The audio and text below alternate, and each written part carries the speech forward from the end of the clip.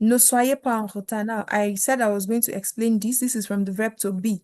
It's one of the five or six verbs that have a very irregular pattern of imperative. They don't use the normal present tense conjugation. So that is basically what imperative is about. Do you understand now, Ati?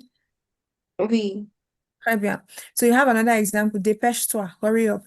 Reposez-vous, rest. When still use your reflexive, your verbs that exist in the reflexive, you can still use them in the imperative.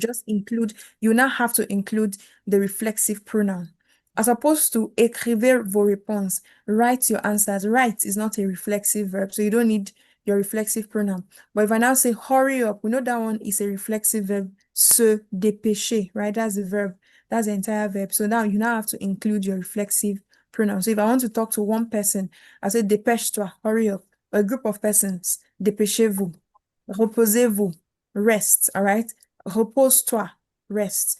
And then I think where it's a little confusing, don't let it confuse you. It's just that we're now having to include direct and indirect object pronouns.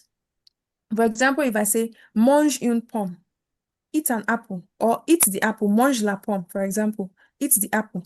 I want to change la pomme into an object, eat it, mange la.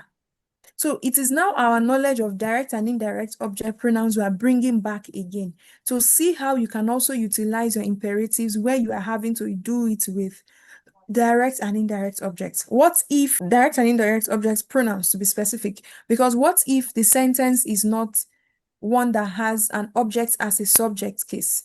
For example, mange une pomme. Your object there is a noun. Sorry. What I'm trying to say is this. What if the sentence is not one that has your object as a noun?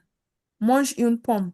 Une pomme there is a noun. What if it is now an object like eat it? Mange la.